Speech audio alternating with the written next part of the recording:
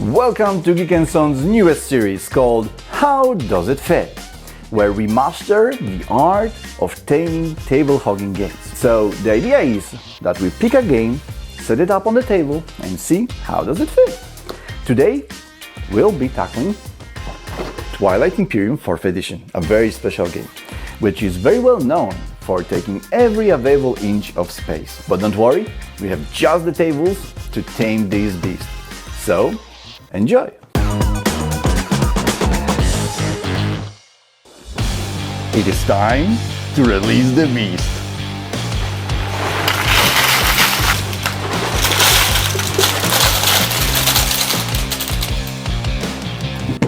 Look at all of this mess, how many components there are in this game.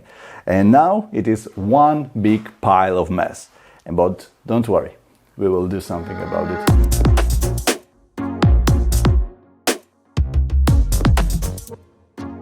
We'll start setting up the game as any other game, with the main game board. We start with Mechatol Rex, the most important planet in the universe, and we go from there.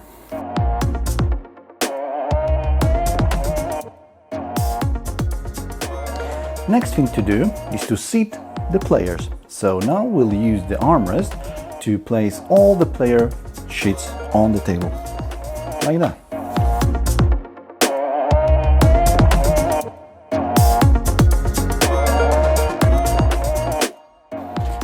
We'll use the bristles grooved in recesses for player miniatures, so they have them handy whenever they need it. Are player tokens, which we will hide inside these handy cup holders, which can also double work as component holders. You don't need them as often as other things, so you can keep them hidden under the player sheet and just slide it off to use it whenever needed.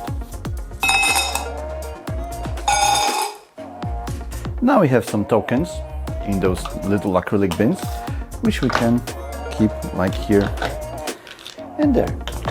Next, we have those decks of cards, which are required during the game, so we can also put them right here. Here we have another two acrylic card dispensers. Those are in two different colors to help you differentiate the decks.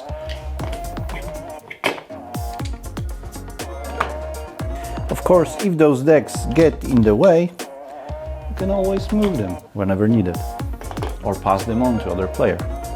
Next is the score marker and the strategic cards, which we'll just place on the table because they are used frequently.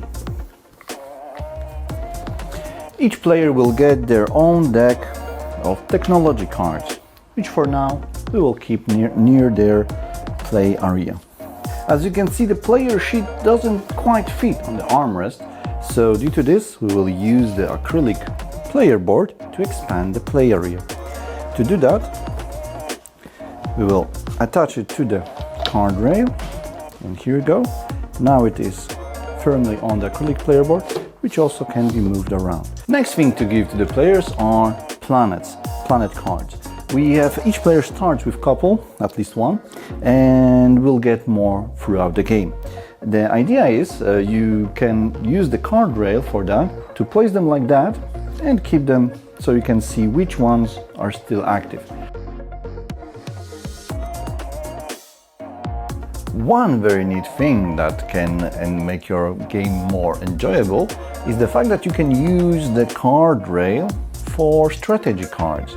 Oftentimes players forget which are still active and which one already have been activated. So this way you can see, and when you're done, after activation, just place it flat. So here you have it, a Twilight Imperium 4 set up on the Bristol table. As you can see, there is a lot of things you can do with it and set up it in different unexpected ways. So I hope you liked the video, and if you did, please like and subscribe for more content like this, and please leave in the comment suggestions for new games, other games you'd like to see on Bristol table or maybe other tables from our range. So whatever you're playing, like table-hogging game like Twilight Imperium or some smaller family games, Geeknson has you covered.